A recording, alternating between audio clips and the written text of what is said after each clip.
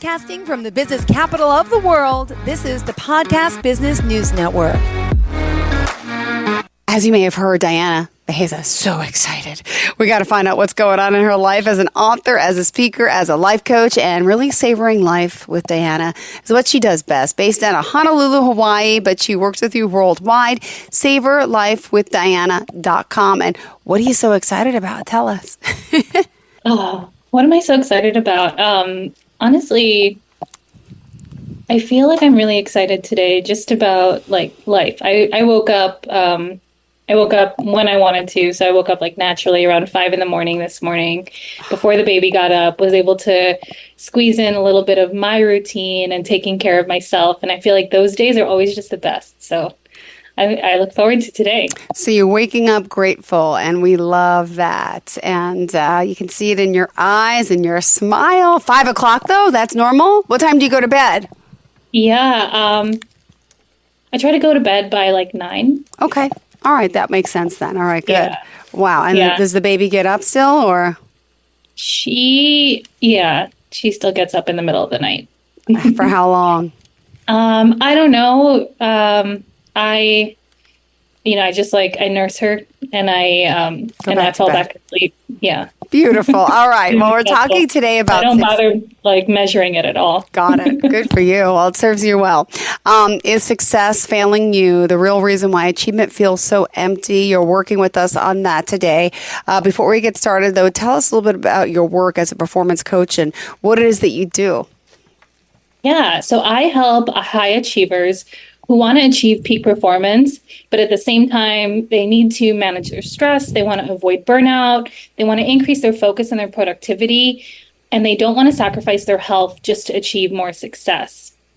And I offer like all sorts of different strategies and solutions to help do that. All really rooted in like different forms of science, technology, but all that really lead back to living in this way that's far more authentic and true to like what we want. Got it. Well, what about success failing you? You mentioned that there's some real reasons behind this, why sometimes achievement feels so empty. Like you think you want it, you get there, and then what happens? Yeah. Well, I'm curious, Jill, if you've ever felt that way. It's like you had this goal that you want to achieve, right? I know I have. Like I have a goal that I want to achieve, and I'm like so like laser focused on achieving this goal. I get to the finish line, and you've built up the finish line so much in our head, right? Like we're so excited to get there. We finally get there, and it's like crickets. Like it's so anticlimactic. It's not exactly what we expected. We just find ourselves like maybe thinking about the next goal, or almost like forgetting to give ourselves the opportunity to like celebrate. The Miley Cyrus song, It's the Climb. Because once you get there on top of the mountain, then it's like, oh, wait a second. Now I'm here. But it's like, then she realizes it's the climb. It's the whole way up is the exciting, the amazing part. Then once you get there, sometimes it's like, oh, well, now what? You want more. You want something different.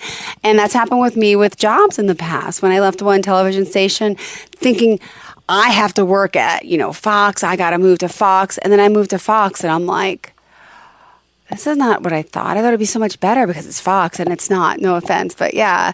And then did the same thing going to CBS, and I'm like, no, I don't really like this as much as I like the. Yeah, sometimes it happens, but you got to take that risk to figure it out. Because then if I didn't, I'd spend the rest of my life miserable that I never tried and never took the leap. So you got to be thankful for those moments because it teaches you so much. It does. And, I love that you talked about that Miley Cyrus song, It's the Climb, because it is the climb. Mm-hmm. It's not about the flag at the very end. And specifically when it comes to the climb, it's not about the physical climb. It's about who you become in the process of climbing. Yep. So it's about, it's not about the next like trophy that you get to hang up. It's not about like the additional achievement that you get to say or the place that you're working at or any of those different things. But that, unfortunately, is how many of us measure our worth, is based on our achievements, right? Like so often, I mean, even if you think about it in American culture, when we want to know about somebody, we ask, oh, so what kind of work do you do?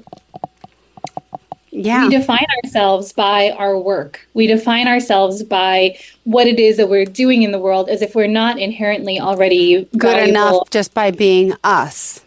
Yeah. And so there's this real freedom that begins when you stop measuring your worth by your work. And when you start really looking at your own value just by who you are and by who you're growing yourself to be along this climb. Because life is a climb, right? And there is something exhilarating about the higher perspectives that you gain as you move up, as you push forward, as you achieve something you've never achieved before. But those are the things that nobody's ever gonna be able to take away from you.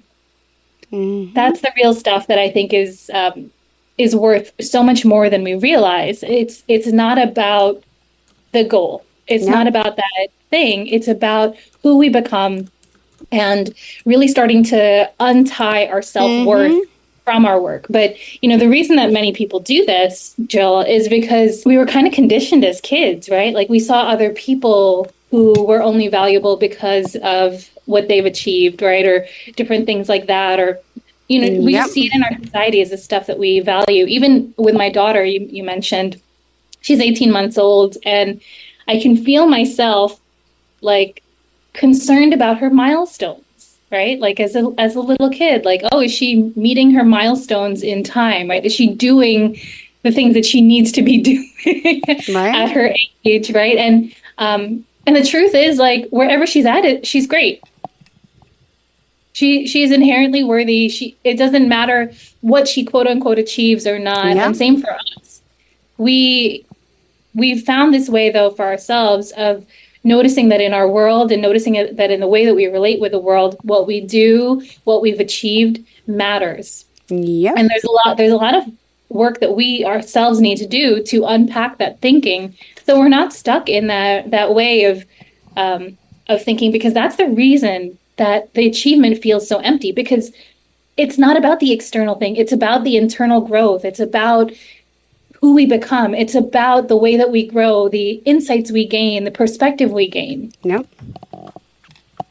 Now, you've done this. Can I ask you personally, what has been your climb that you realize maybe wasn't the best, or there wasn't everything that you wanted, shall I say?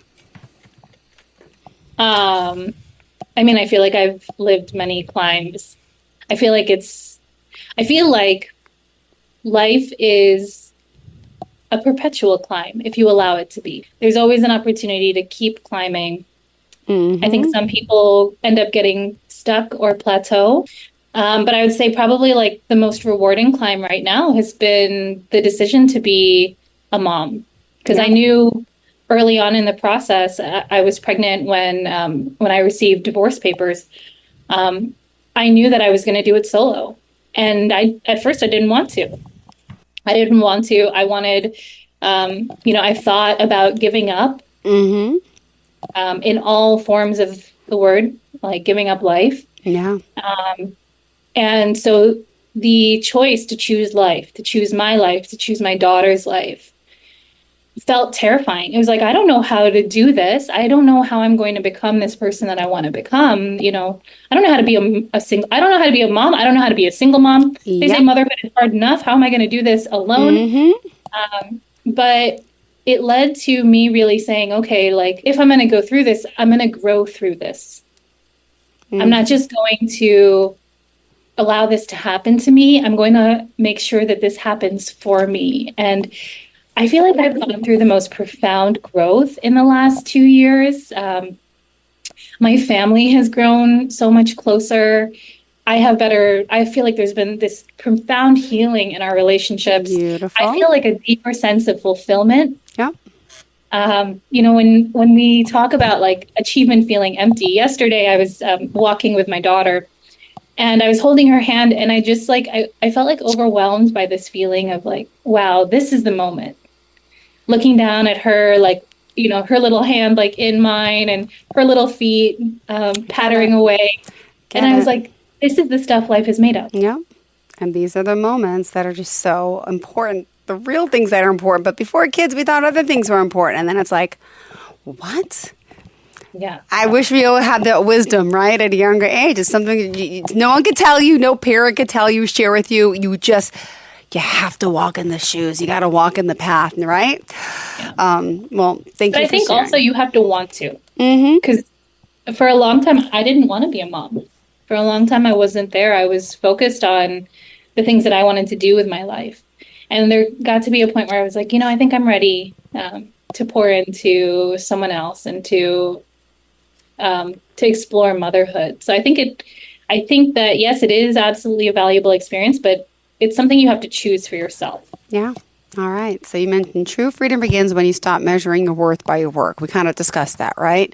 And Yeah. I hate that. I used to date someone who was like, every time he met someone, like people, they do ask that question, what do you do? And then it becomes a whole conversation about what he does. And it's like, he's so excited telling it. I'm thinking, that doesn't define you. You can lose your great job. Like, what about your two beautiful boys that you have? And like, it was always, I'm this financial guy, and I advise this one, and I'm just like, it was so blah blah blah. And then another ex-boyfriend, I'm an engineer. I'm a rocket scientist. I'm this. I'm an attorney. I'm like, ew. I really judge people on that because I just don't like that people define themselves. People say, what do you do? I'm like, I'm just a mom. Like, and then if they say, what do you do for work? Fine. But like, I'm a person. I love being a mom, and I work here, I do that. But that's like not, the first thing I say is I'm a mom now. I do. Used to be my job. So dumb. So dumb. Yeah.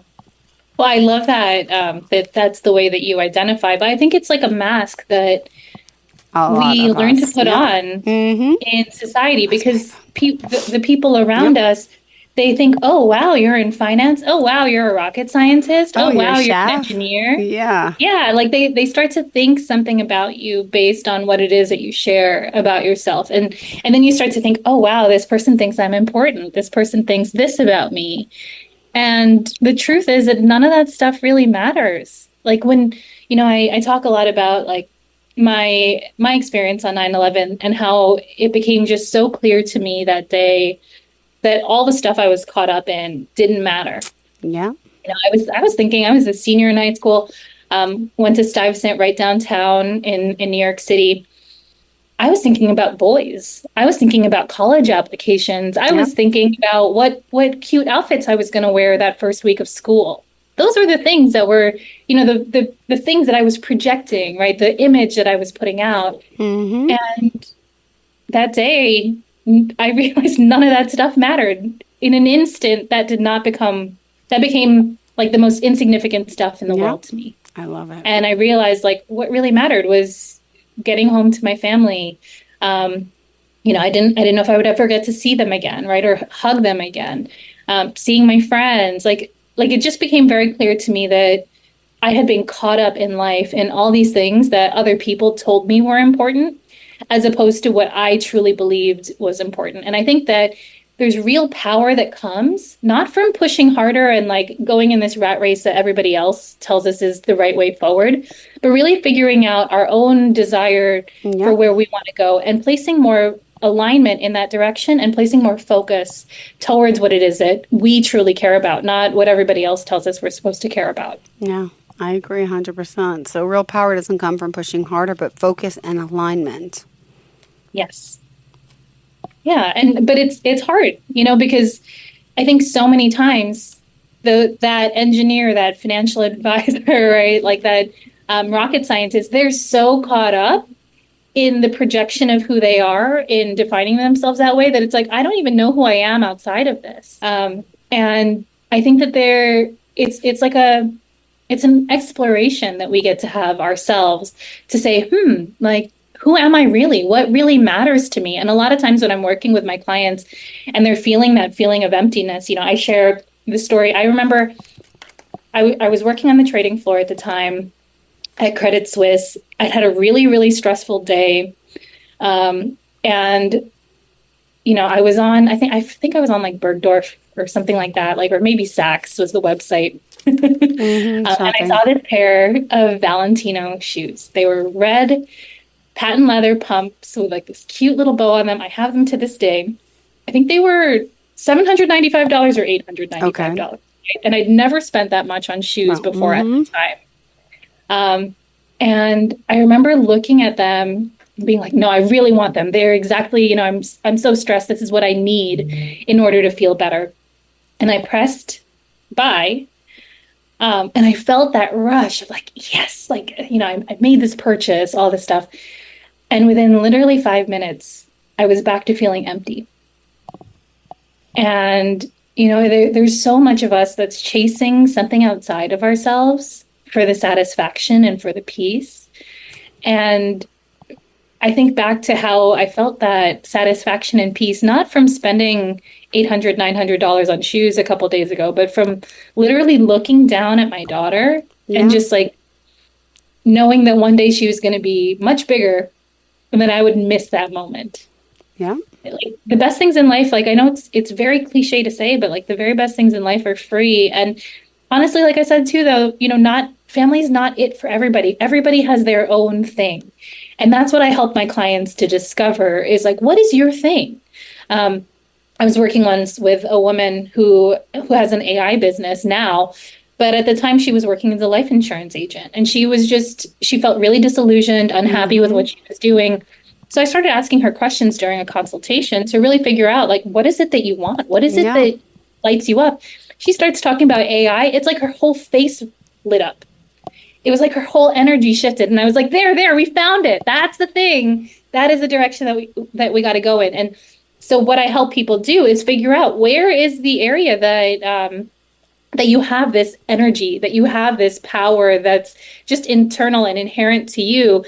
And then once we figure that direction out, it's about starting to move in that direction, but of course with a practical plan. So I help my clients ultimately look for ways to set goals that are fueling their joy instead of feeling like they're draining. So a lot of times, we have these goals and I call them shouldy goals, SHOULDY.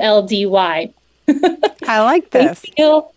So they feel like things that we should do, right? They feel like things that we're supposed to have, the 2.5 kids and the dog and the white picket fence and, the 9-to-5 job and, the spouse and like all these different things that we are supposed to like check off like little boxes. And instead, I encourage my clients to really look for, okay, now that we've found this thing that energizes you, now that we found this thing that like you're passionate about, let's move in this direction and let's do it with some practicality. Let's find a real path forward towards what you care about, not what everybody else is telling you to care about. So true. Diana, remind us how we can contact you. Yes. So you can go to savorlifewithdiana.com if you're wanting to do a consultation and talk about how to get more in alignment with what you care about. If you want to talk more about like, how can you set goals that actually fuel your joy? We can have those kind of conversations. Just go to my website, Savor Life with Diana, SAVOR lifewithdiana.com. Because I also don't think that life is supposed to be this cookie cutter, ready to eat, like canned meal. Yeah, no. It's supposed to taste different for all of us. And all of us have our own taste buds.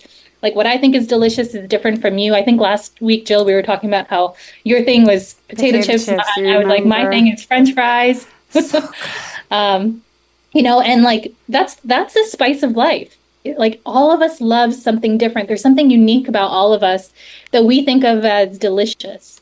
And that applies in both food and in life, so when I talk to somebody, especially when I talk to kids, it's so fascinating for me to listen to like, what makes this person different? What makes them unique? What do they love that nobody else loves? There's a little girl I met maybe a couple of years ago. For some reason, she loved bugs. Really? And I was just like, wow, like I've never met somebody who loves bugs. Yeah. And of course we have different loves through our life, different passions, but I was like, wow, this is so cool. Like I've never met somebody who had that passion. So when I get to have these conversations, these consultations with people, it's such a joy for me to help them figure out what makes them passionate. What do they love? What makes them light up inside? Because what makes me light up inside is helping people find that thing and like seeing that spark in their eyes. There's like nothing more fulfilling for me than seeing people do that. And then also and then also when they're working with me, seeing them achieve that, seeing them create that, and for that to become their being, as opposed to, doing the thing that feels shouldy. Yeah, I get it. All right. Well, also, it's so true. Just to point out, on your list of things to do today, you were talking about setting the goals as well. So you mentioned fueling your joy instead of sucking the life out of it and draining it. Yeah. Yeah. And I think it does come from that first figuring out what energizes you. So I think back to when I worked on Wall Street, and I would work really long hours, which is very common, 6-7 days a week. 12, 14-hour days was like a very, very normal day for me. I would come home at the end of these really long days, and I would turn on the oven and I would cook. I would bake. And I remember when I was at this point, this like crossroads in life, where I was like, what should I do? It was right around the time of the global financial crisis. Everyone was losing their jobs. And so I was thinking, okay, if I lose my job, what happens next? Mm-hmm. And I thought to myself, okay, well, maybe I should go work at a hedge fund. Maybe I should go back to business school and get my MBA. Maybe I should work for an investment firm, like where, maybe I should look for another bank to work at. And I heard this voice inside that told me, well, if you go back to school, it's going to be culinary school. And that made zero sense. Just being practical, right? That made zero sense in terms of the life trajectory. I'd already gotten my bachelor's in business, I had this job. It made zero sense in the world, but it also made perfect sense because I realized I have this fountain of energy that comes when I'm pursuing this passion and doing what it is that I really love. I have unbounded passion and love for this. So for high achievers, instead of putting ourselves in a box, instead of pursuing what everybody else wants us to do, we can trust in the knowledge that, I'm a hard worker. I'm smart. I'm intelligent. I have this stick-to-itiveness to achieve extraordinary things. So even in a field where I was going from 6 figures easy to $10 an hour, I was like, I know I can thrive here. I know I can set myself apart and do a great job. And I did. And I did really, really well in the financial industry or in the culinary industry until I burned out, which is how I do the work I do now, really with helping people pursue that passion, but not get to the point of where they burn out and where their health is compromised.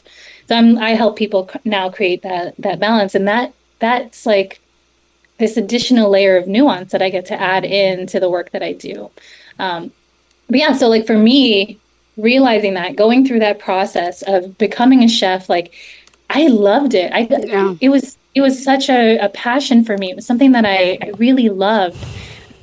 And I'm glad I got to do that work, and I'm glad that I got to experience the burnout, because now I get to find a new, different kind of passion and purpose and fulfillment. Oh, well, thank you. It's exciting that you're here, and always love that those days you wake up feeling so inspirational. And look, you got your show today, which is inspiring, and you have extra pep in your stride today, which is good for someone who got her sleep, who's a good mama, who's a hard worker, who found her place in this world. I love it.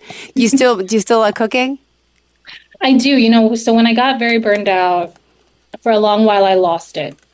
I lost my love for cooking. And that's why for me, I want to help so many people avoid the burnout, because I don't want them to lose what they're passionate about. Good. The good news is it does eventually come back. It took me about 5 years before I was ready to really embrace cooking in a new way. And now I get to combine it into my retreats and into my events. Cooking and good food is always a definite part of the events that I do, especially in person. But yeah, it is something I still love to do. And it's actually something I really love to do with my daughter. So she actually I helped her, of course, but she made chicken tikka masala with me a couple of days ago. Where she's mixing, making the sauce herself, of course, under supervision. And I really just do it at whatever her level of development is. And at 18 months, she can mix with a spoon. She can taste foods. She can, I use this little like chopper that she can actually chop foods up with. She gets to be like a real part of the cooking process. And so getting to experience life with her, teaching her how to love food as well is just such a joy. Perfect. Well, thank you for being here. How do we reach you?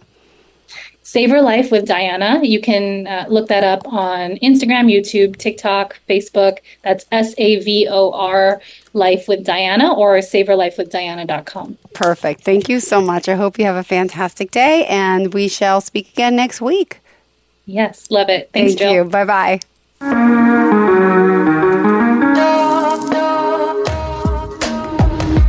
Broadcasting from the business capital of the world, this is the Podcast Business News Network.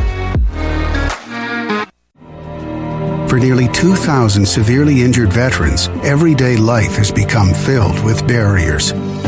Day-to-day simple tasks can become pretty daunting. I have to carry my chair up 2 flights of steps or have somebody do it for me. What scares me the most is just the falling.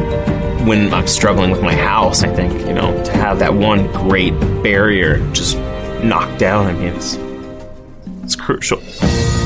Home for Our Troops is a wonderful nonprofit that builds a Mortgage-free, fully adaptive, handicap-accessible house. And there's no catch. It'll be our very first home that we've ever owned. This is a game changer. This is where your life begins again. We need you to join us in completing this important mission. Please visit hfotusa.org and help build homes and rebuild lives. Because of you, everything's going to be okay.